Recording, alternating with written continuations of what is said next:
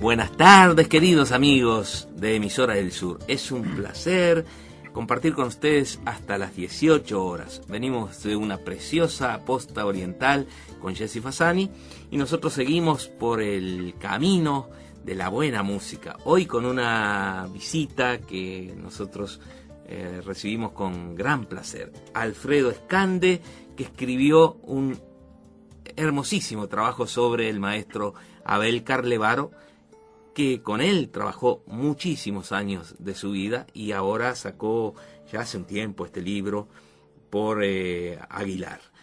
Abel Carlevaro, un nuevo mundo en la guitarra. Bienvenido, Alfredo. Muchas gracias, Numa. Es un placer enorme estar acá y sobre todo estar contigo. La verdad que este libro, yo te lo decía el otro día a la audiencia, me atrapó desde la primera palabra. Creo que tenía ganas de saber más sobre Don Abel, ¿no? Estuve tantos años fuera que de pronto se me habían pasado datos y cosas, o tenía datos mal atados sobre él. Y este libro fue increíble. Me lo regaló un amigo, Juan Carlos Orella, lo dejé para llevármelo a las vacaciones y... Y ahí te agarró. Sí, me agarró. Contanos un poco, recién te decía, esto te debe haber significado un trabajo enorme. Me significó un trabajo largo, enormemente placentero. Me imagino. Enormemente placentero. Y que se dio, bueno, en el momento de la vida en que podía hacerlo. Quizá el trabajo más arduo fue el de sistematizar todo el material. Vamos a decir, hay una parte de ese trabajo que yo la empecé a hacer, yo creo que desde que conocí a Carlevaro, que fue ir acumulando todas aquellas cosas que a mí me parecía que podían tener valor, ¿verdad? Recortes, grabaciones, en fin. Después el hecho de haber trabajado junto con él en los libros de él, que me permitió acumular muchos apuntes, de muchas charlas y muchas conversaciones, y además recuerdo, y haber acumulado esas horas de cuentos que él me iba haciendo, ¿verdad? De cosas. Fueron muchos años trabajando sobre los libros de él, que siempre terminaban en cuentos que él me iba haciendo de las cosas que se iban acumulando en su vida. Seguro, y recordando cosas. Claro. Entonces, bueno, todo eso andaba por ahí. Y después, bueno, después que él falleció y yo me metí a escribir algún artículo, qué sé yo, entonces fui a hablar con Vani, la señora, para pedirle algún material que yo sabía que estaba ahí. Y bueno, ella me confesó que le costaba mucho meterse entre los papeles, que le costaba por razones obvias. Claro. Y bueno, yo le dije, si usted me permite, yo puedo ir ordenando esos papeles. Así que me llevó no menos de 1 año y medio. Yo estaba viviendo en Carmelo y me llevaba carpetas llenas de recortes, además, cartas. La responsabilidad, claro. Pero habían sido muchos años de trabajo y siempre había tenido la confianza de él, y yo creo que Vani dio una muestra de que ella seguía teniendo esa confianza, porque me entregaba esos materiales que yo me llevaba, claro, ya te digo, en carpetas, donde había de todo mezclado: cartas, fotos, programas de conciertos, recortes de diario, recortes de revistas. Y se las devolvía ordenadas cronológicamente y por tipo, y al mismo tiempo yo las iba metiendo en mi computadora. Mira, no menos de 400 o 500 cartas, otros tantos artículos de diario, programas de concierto. Bueno. Yo había ido juntando entrevistas que le habían hecho en revistas de distintos países, tomé el trabajo de traducirlas, de ordenar. ¿Tú anduviste mucho con él en los...? Yo viajé a Europa algunas veces con él y trabajé con él en cursos en Alemania. Ahí pudiste también juntar. Sí, ahí también, pero además amigos que te mandan. Claro. Hoy en día es muy fácil recopilar material que esté en otras partes del mundo. Sí. Ahora, el pasar montañas de papel a archivos digitales lleva su tiempo. Claro, la computadora te ayuda, pero hay que alimentarla. Claro. Después el proceso de redactarlo fue, después que estaba todo eso hecho, fue relativamente sencillo. Una vez que tenía mentalmente cuál era la estructura del libro, ¿no? Claro. Hay una cosa que él repetía, que le había escuchado a discípulos de Torres García y que yo la tuve muy presente porque me sucedió lo mismo al armar el libro, ¿no? Y él decía, primero las grandes manchas de estructura y después los detalles. Y a mí me quedó claro en determinado momento cuál era la estructura del libro. Hice el índice del libro.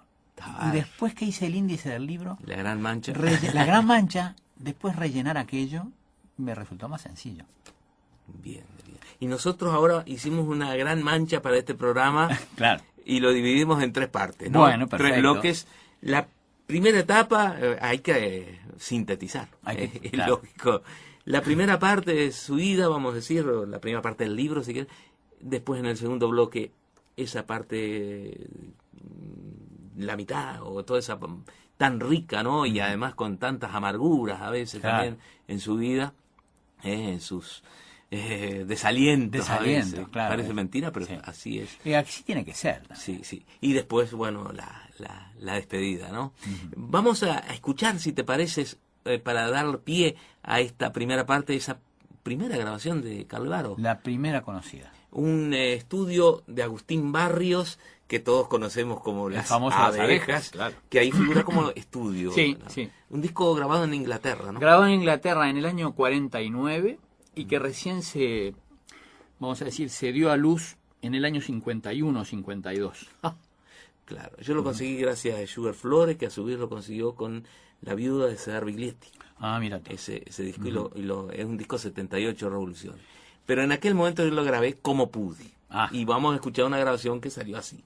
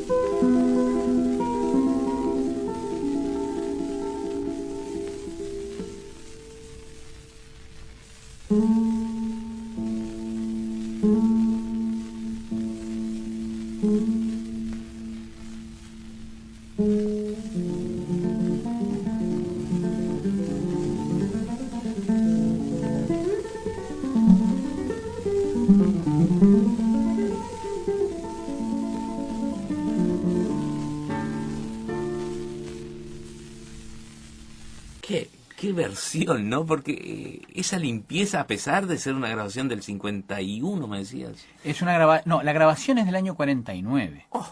La grabación es del año 49.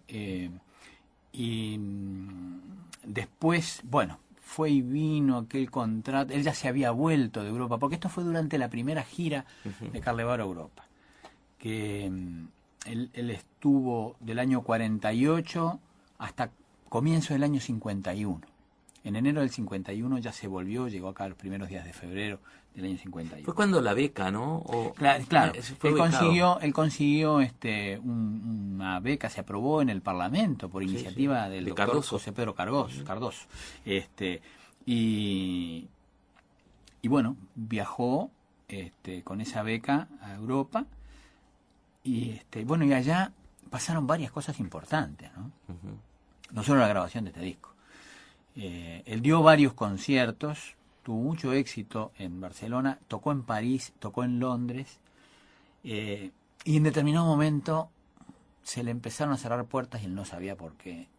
En fin, hay especulaciones al respecto y yo hago todas esas especulaciones ahí en el libro, ¿verdad? Claro. Pero lo cierto es que su modo de tocar era tan notoriamente diferente y hasta cierto punto insolente.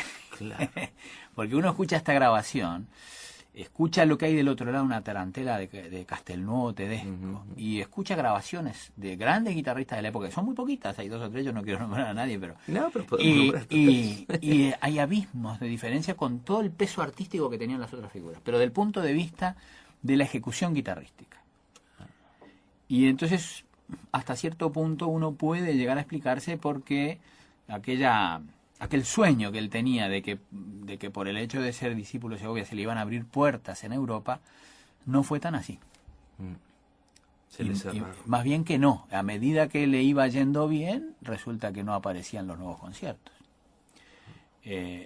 Tuvo otra experiencia interesantísima él en Europa, que desde el punto de vista artístico lo marcó mucho, que fue la vinculación con Mauricio Ohana, que era un compositor,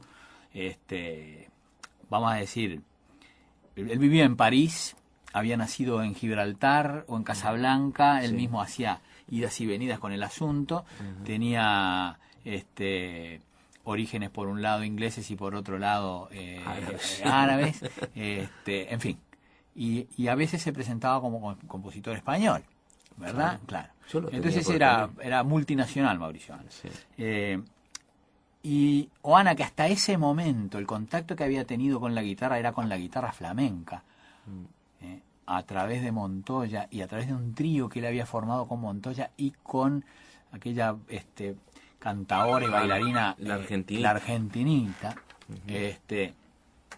con Carlevaro, tiene acceso a otra guitarra y el hombre se deslumbra y empieza a componer con él un concierto para guitarra y orquesta. Cosa increíble, que con un guitarrista joven, venido de Latinoamérica. Y eso tuvo muchos avatares, porque lo llegaron a componer, es decir, lo compuso Ana, le mandaba a Carlevaro, que Carlevaro iba de Barcelona a París, de París a Barcelona, y él le mandaba los manuscritos para que Carlevaro escribiera las cadencias, y le dejaba, dejé el espacio en blanco para que escriba las cadencias, tengo las cartas de eso. Claro. Y tenés llegaron las a cadencias, estrenar, no. En lo de Carlevaro no había material sobre eso. Llegaron a estrenar una parte uno de los movimientos con piano en París en el año 50 y después Carlevaro entró a la urgencia por volver, se quedó sin plata, una cosa, otra. Se terminó la beca, el padre que lo presionaba para que volviera porque la madre lo extrañaba y esto y lo otro, y Ohana se desentiende del concierto, utiliza algunas partes, lo refunde con otra obra. El movimiento central lo hace aparte y crea otra obra que después estrenó Yepes. Tú haces un estudio impresionante sobre las partes del concierto. Claro, porque conseguí mucha documentación después. Claro. Porque él me decía... Y en realidad usa las partes que había compuesto Carlevaro. Sí. Como en fin, bueno, eso no se podrá saber. Sí. No se podrá saber, porque no quedaron los documentos. Pero lo que sí quedó escrito en las cartas de Ohana es: te mando la partitura con el espacio en blanco para que tú escribas la cadencia. Y se sabe que se la devolvió escrito. Sí. Ahora, ¿qué hizo Ohana después con aquello? Carlevaro no guardó copia. ¿Qué de eso usó y no usó en los 3 gráficos? Bueno, imposible saberlo. Qué bárbaro, ¿no? Y después, claro, él empezó a trabajar con Yepes y una guitarra de 10 cuerdas. Claro, Ohana ya se fue para otro lado. Se enloqueció con las 10 cuerdas, sí. Hasta que después se reencontró con Carlevaro. Se reencuentra. Claro, eso es otra cosa. Eso es otra historia. Otra historia. Vamos a escuchar el otro estudio que está junto con las abejas y vamos a una pausa. Porque este tiene otra historia. Ahora lo hacemos en el segundo bloque. Recién ya pactamos, La Mancha se abrió muchísimo más y en realidad vas a venir otros miércoles para seguir con esta historia. Con todo gusto. Porque es un libro demasiado rico y además con tantas puntas para achicarlo en un programa solo.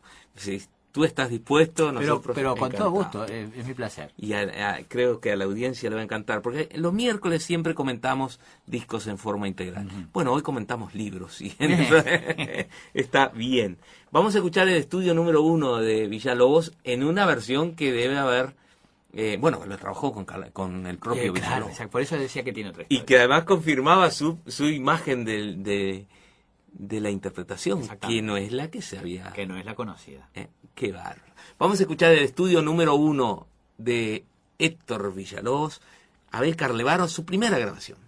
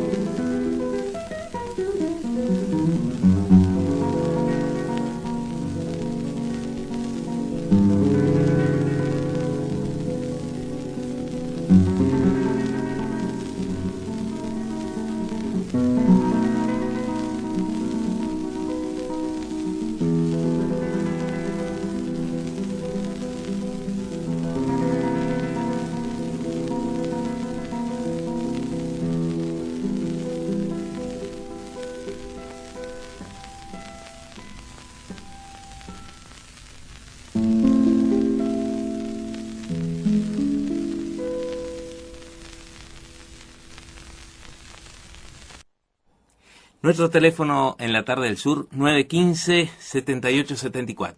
Vamos a una pausa y volvemos con Alfredo Escande en la tarde del sur.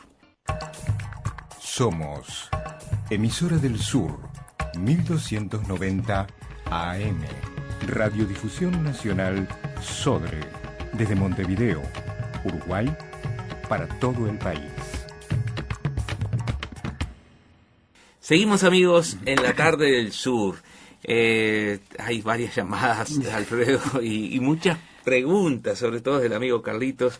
Cree que es un amante de la guitarra y claro, se le prendió la lamparita. ¿Qué relación tenía Carlevaro, si lo conoció o no, a don Agustín Barrios? Claro, yo leí el libro. Claro, pero ya sabés que no lo conoció. Que no lo conoció. Y no solamente no lo conoció, porque Agustín, el hermano mayor de él, 4 años mayor de Agustín, lo llevó a escuchar personalmente a Barrios. Pudo ir a un concierto de Barrios. Y no pudo ir a don Abel. Y Carlevaro, Abel, me decía, y yo tendría, dice, 12, 13 años, y no me dejaron ir porque era de noche y yo tenía un poco de asma. Y no lo dejaron ir, y se lamentaba siempre. Sí. Pero él había trabado relación y había hecho amistad con un hombre mayor, ya, don Martín Borda y Pagola, que había sido el gran amigo uruguayo de Barrios, mecenas de Barrios, ¿no? Claro. Y Borda y Pagola, que había guardado cartas de Barrios, manuscritos de Barrios, le fue dando esos manuscritos, porque a partir del año 35, 36, Carlevaro empieza a tocar obras de Barrios que eran absolutamente inéditas. Claro. Porque Borda y Pagola le iba pasando copias de esos manuscritos. ¿verdad? Entonces, Además, confesión, oración por todos, la catedral. en las horas- manuscrito, porque además nosotros a veces a la gente más joven no le cae la idea de que en esa época no había fotocopiadora. No, ni en nada. absoluto. Había que copiar los manuscritos. Le pedías una obra a Barrio y él te la copiaba. Te la Y de copiaba. pronto hacía cambios. Y claro. Bueno, están esas anécdotas además que me contaba Carlevaro, que le había contado Borda y Pagola a él, de que, por ejemplo, alguna vez estando en su establecimiento campo, tenía un campito en Cerro de las Cuentas, Sí, sí. Lo encerró. Lo encerró para que escribiera una obra que había compuesto. Claro. Lo encerró al indio, ¿no? Porque era muy bohemio. Barrio. Era muy bohemio. Y Era no muy bohemio. escribía. Pero entonces, si bien Carlevaro no lo conoció personalmente, a través de alguien tan cercano a Barrios como fue Borda y Pagola, vamos a decir que capturó el espíritu de Barrios. Claro. Y él, fíjate tú cómo sería la relación de Borda y Pagola con Barrios, que hay una obra muy hermosa de Barrios, Confesión, Sí. a la cual Borda y Pagola le escribió un final que Barrios no le había escrito, y cuando se la dio a Carlevaro le dijo, este final yo lo escribí, pero Barrios me lo autorizó. Claro. Y es lo que grabó y Carlevaro Carlevaro. grabó Confesión con el final escrito por Martín Borda y Pagola. Vamos a escucharlo. Sí, porque vale la Desde pena. el primer disco. En de el Carlevaro. segundo long play de Carlevaro. Segundo long play de Sí. Carlevaro, editado primero por Antar. Antar, claro. Y ahora creo que... Ahora no lo ha editado nadie. Ah, Eso no lo ha seguramente lo va a reeditado. hacer Ayuy, Es decir, que está- algunas de esas obras sí fueron reeditadas, pero... Vamos a escuchar esta confesión entonces tan especial.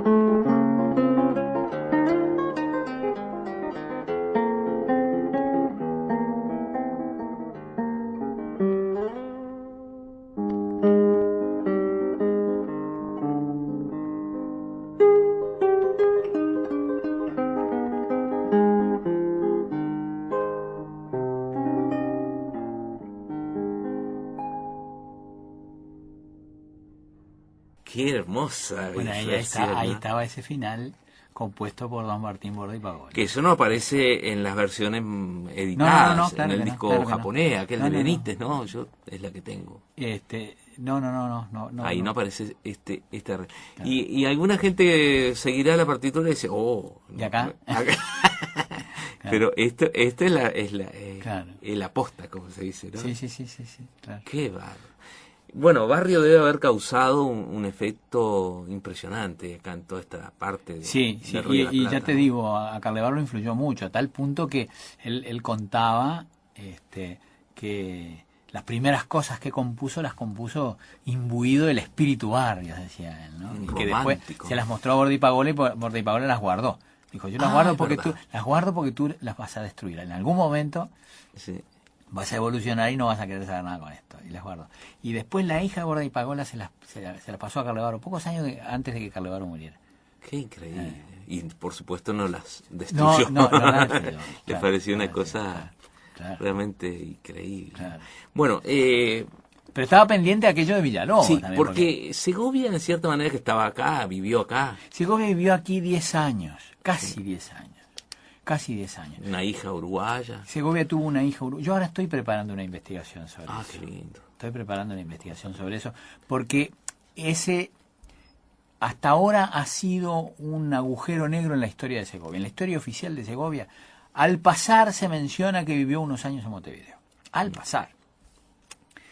Y acá sucede, y bueno, y por supuesto, claro, está registrado el hecho de que en Montevideo Segovia estrenó el concierto de Castelnuovo Sur. Tedesco y el concierto del sur de Ponce. Pero poco más, porque esas cuestiones de más que nada, Qué honor para nuestro país. claro. Ahora, e incluso se han tejido distintas interpretaciones de por qué Segovia vino a dar acá. Así que yo estoy haciendo un estudio Es muy profundo interesante. sobre el asunto. Sí. Va. Tú acá Ahí estudiás anticipo bastante, algunas cosas. Lo que sucede es que después que escribí esto, empecé a obtener más datos. Claro. Más datos. Y entonces, bueno, en eso estoy. Qué en bueno. eso estoy. ¿Cómo es que se llamaba la señora de Segovia que él se casó se acá? llamaba ¿no? él se casó en Barcelona. Paquita Madriguera. Paquita Madriguera Una fue una música. gran pianista española. Sí. Gran pianista. Alumna de Granados, ¿no? Fue la alumna predilecta de Enrique Granados. Ella había nacido en el año 1900. Y te voy a decir nada más que un dato. Había nacido en 1900. En 1916, Granados viaja a Nueva York para estrenar su ópera Goyescas. Paquita Madriguera está allá porque está de gira, porque era una niña prodigio. Claro. Había sido niña, pero ya tenía 16 años, 16 y años. ya había grabado. Ahora conseguí grabaciones de pianola, enrollos de pianola. Oh. Me estoy yendo por las ramas. Pero tú sabes que Granados en el viaje de retorno murió porque el barco fue torpedeado, él se tiró al agua y se murió. Pero no viene No acá. sabía. Lo que viene ahora, lo interesante es que estando Pues Granados está en la guerra, claro. en plena Primera Guerra Mundial, claro. Pero estando Granados en Nueva York y estando en medio de los ensayos para el estreno de Goyescas, en fin, por una cuestión de montaje de la obra, él tiene que componer allí un intermezzo, que hay que incorporarlo a la obra y hay que tocarlo en piano durante esa primera ejecución de la obra, durante el estreno. Es decir, el intermezzo es muy conocido porque fue transcrito para 2 guitarras y ha sido tocado y grabado muchas veces. Es hermoso, es muy lindo. Pues ¿a quién le dio Granados? Le dijo, tú vas a tocar el intermezzo en el estreno de Goyescas. A Paquita, Qué increíble. que tenía 16 años. Sería Si le tendría confianza. dice. valorada Bueno, por él, ¿no? bueno, Paquita, después de eso, en el año 21 llegó al Río de la Plata, se casó con un abogado uruguayo y después enviudó, tuvo 3 hijas acá, enviudó, volvió para España, allí, inicia una relación con Segovia, estalla la guerra civil, se van de España, huyen de España, manda a las hijas a Estados Unidos, entre tanto, porque ellos tienen que hacer una gira de conciertos, porque se habían quedado sin fondos para hacer otra cosa, Segovia tenía que dar una serie de conciertos, y como ella tenía propiedades aquí que había heredado, Claro, se vienen del aquí. marido. Se vienen aquí. Acá tenía una casa, acá tenían un campo y aquí se vienen. Y aquí se instala Segovia, con ella. Qué increíble. Y es toda una historia interesantísima. Y en ese periodo, no solamente se producen estos estrenos, sino que, bueno, aquí Segovia estaba permanentemente recibiendo la música de Ponce, de Castelnote, de Esco, de esto, del otro. Y aquí Y de transcribía, bueno, y de Villalobos, que lo visitó. Y ahí tenían sus tironeos. Sí, porque antes de ir a la pausa vamos a escuchar el estudio número 10 por Abel Carlevaro. El estudio 10 de Villalobos. De Y después Villalobos. hablamos de la relación Y de después Carlevaro con Villalobos. Ahí está.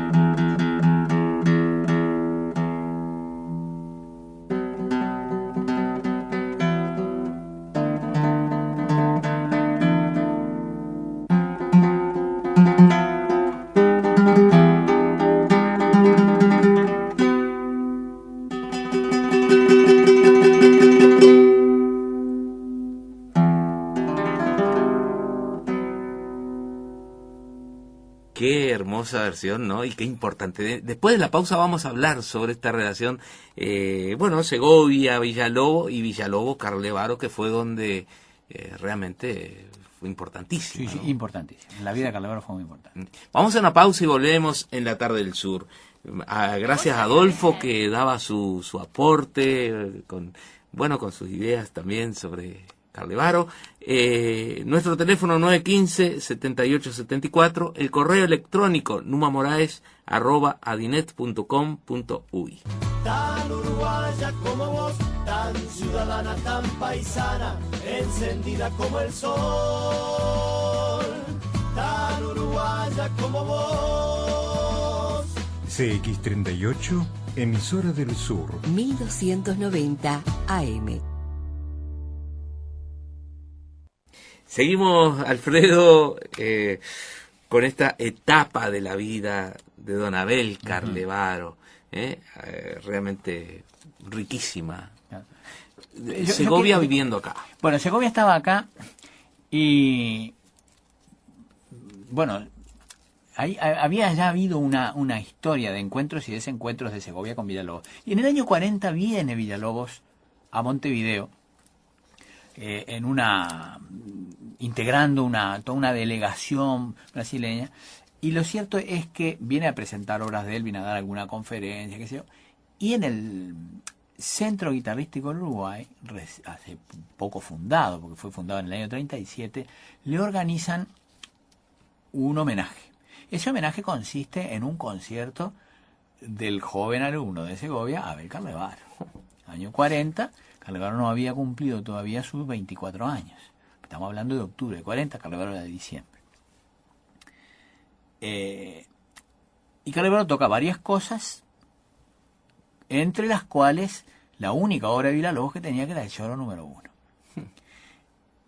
Entonces Villalobos lo va a saludar después del concierto y le dice: yo quiero invitarlo, que usted vaya a Río y ahí le quiero mostrar otras obras que yo tengo compuestas para la guitarra. Ahora, lo interesante, bueno, estaba Segovia presente. No fue a Segovia. Hay una constancia hermosísima que yo encontré, que es en el libro de actas del Centro Guitarrístico del Uruguay. Me encuentro con una página en la que escribe Villalobos una dedicatoria. Y Segovia escribe debajo de él y responde algo de lo que dice Villalobos en un tono muy amable, muy lindo, qué sé yo. Le dice: si la guitarra hablase te pediría no me tengas abandonada, y compone mucha música para mí, dice Segovia, una cosa por el estilo, y firma. Bueno, pero lo interesante es que en un libro en el que se han publicado las cartas que Segovia le escribía a Ponce, que es un libro muy interesante porque permite seguir una buena parte del periplo de Segovia, Segovia le cuenta a Ponce: estuvo Villalobos, en los mismos días de octubre del año 40, ¿no? Estuvo Villalobos acá, dice, y me trajo unas obras de las que no se rescata nada, dice, claro, y son aburridas y esto y lo otro, y no le gustaba a él, claro. No le gustaba. Algo captó Villalobos, que además estaría desencantado porque no conseguía en Segovia el eco que él quería conseguir, porque necesitaba en cierto modo el espaldarazo para darlas a conocer. Claro. Es decir, alguien que las Villalobos interpretara bien. había tocado la guitarra, pero no era su profesión ser guitarrista. Y necesitaba quien las tocara bien. Lo invita a Carlevaro a ir arriba. Como todas las cosas, bueno, pongámonos en un joven de 24 años en aquellos años, ¿verdad? Le cuesta mucho encontrar el momento para ir. Sin embargo, en el año 43, después que Carlevaro estrena en Montevideo el concertino de Santórsola, para guitarra y orquesta, que Santórsola se lo dedicó a él, a través de Francisco Kurlange, que fue un musicólogo alemán, que organizador aquí de la discoteca del Sodre y otras cosas importantes que hizo Lange, montó una delegación para ir a hacer una gira por Brasil, integrada por Santórsola, la esposa de Santórsola, Carlevaro y Fanny Ingold, la pianista. Y ahí fue la oportunidad de Carlevaro de ir a Brasil, de visitar a Villalobos, y se instaló en Río de Janeiro, y Villalobos le dio clases, le regaló manuscritos de sus estudios para que él pudiera estudiar, y lo guió en la práctica, en el estudio de esos estudios. No quería ser redundante, pero no solamente eso. Para hacérselos escuchar, lo invitó a la casa e invitó a José Tomás Terán, que era un gran pianista español, que había sido amigo de Segovia, además, en España, que vivía en Río, con el cual Villalobos había hecho amistad, y que este hombre había transcrito para el piano estos estudios de Villalobos para la guitarra. Y Carlevaro los escuchó por primera vez tocados en el piano de Terán, mientras Villalobos le iba comentando cada uno de los estudios, lo que significaba y lo que él había querido decir. Y después le dio esas clases. A tal punto de que no hay registro de otro guitarrista que haya tomado, o por lo menos que haya progresado como guitarrista después conocido, que haya tomado clases directamente con Villalobos sobre la obra de Villalobos. ¿Y Segovia grabó algo más? Segovia sí grabó algunas cosas de Villalobos. Grabó el estudio, sí. Grabó el estudio 1, grabó el preludio 1, grabó el estudio 8, grabó el estudio 7. Segovia tiene varias grabaciones, cosas de Villalobos. Pero claro, porque después Segovia terminó en el año 52. Segovia terminó escribiendo el prólogo para los estudios. Hubo una reconciliación entre ellos, qué sé yo, bueno, y se editaron con vamos a decir, ese prólogo escrito por Segovia. Pero lo interesante es esto otro, ¿no? Que es decir, cómo Villalobos le dio verdaderas clases a Carlevaro sobre... ¿Y cómo lo impactó la interpretación de Carlevaro? Bueno, hay toda una historia también con el Estudio 1. Primero que él se lo hizo escuchar en el piano de Terán, haciéndole notar que ese Estudio 1 que habíamos escuchado nosotros, que es el arpegiado ese, que hay grabaciones donde lo tocan a toda velocidad y una cosa, un masacote de notas que no se entiende nada. Claro. Ese efecto de eco que va y viene, que es una maravilla, porque es realmente una maravilla. El juego tímbrico que hace y de dinámica para ir presentando cada repetición como un eco. Por si no queda... Es hermosísimo, ¿verdad? Claro. Y cuenta Carlevaro, y yo lo vi en el manuscrito que tiene Carlevaro, que cuando él lo tocó no tan rápido, Villalobos le dijo, así me gusta, y le agregó a lápiz allegro non troppo. En el propio manuscrito que él le había dado a Carlevaro para que... Sí, porque ese es el error a veces, y que él me lo decía siempre, don Antonio también. Mire que siempre aparece uno que toca más rápido, no ese es el problema. La cuestión no era tocarlo a toda velocidad, que quede como... A veces me decía, esto se puede llegar a tocar tan rápido que sea un acorde plaqué. La velocidad llegada al extremo, claro, exactamente. Ahora, bueno, ya estamos casi en el final. ¿Con qué, te acordás el orden de la... Yo creo que sería obras? muy lindo escuchar este disco, que fue el segundo que grabó Carlevaro, que lo grabó en el año 59, tiene una cara de obras de Bach, con obras de Bach. Yo creo que vale la pena escuchar el preludio. El preludio... Es un preludio de Bach para laúd, que vale la pena escucharlo. Sí, además, lógicamente, es una transcripción, aunque fuera para laúd, hay que transcribir la guitarra. Exactamente. De Carlevaro. Pero que inaugura para la guitarra una estética diferente en el modo de ejecutar. Y en 3 palabras, ¿cómo explicas eso? Digo, ¿en qué estaba esa diferencia? Yo creo que la diferencia hay que rastrearla en toda la historia personal de Carlevaro. Mi primera pregunta para empezar el libro es cómo nace esa sensibilidad de artista. Y de ahí me enganché con el libro. Claro, porque ahí está gran parte de esa historia. Bueno, entonces el miércoles que viene, Alfredo... Podemos hablar de eso. Podemos hablar de eso y seguimos con este libro que da para muchísimo. Vamos a Preludio de Bach, ya en el final casi En la tarde del sur.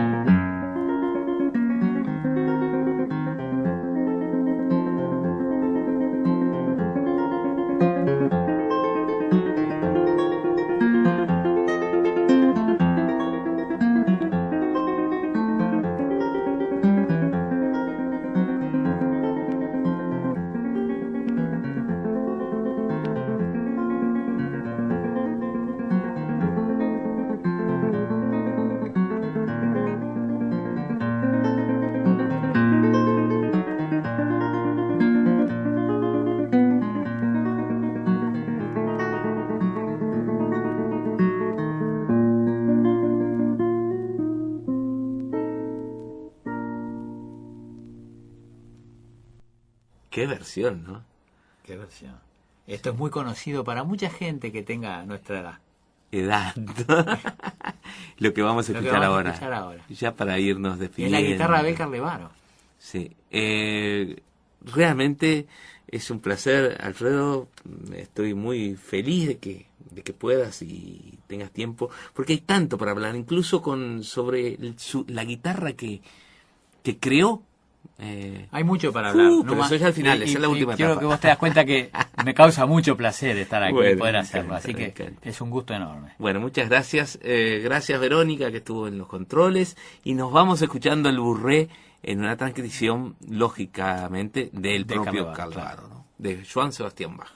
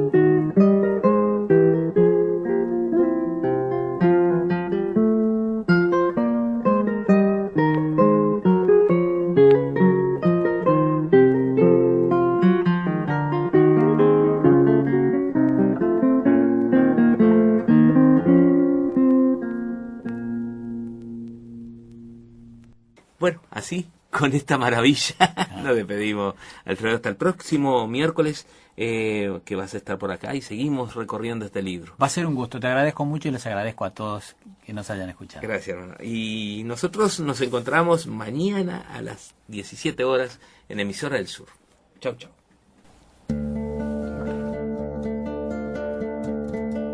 Hasta aquí hemos presentado En la tarde del sur. un programa creado y dirigido por Numa Moraes. Los esperamos de lunes a viernes a partir de las 17 horas. La poesía, el canto y las guitarras pulsando recuerdos y tañendo hacia el futuro.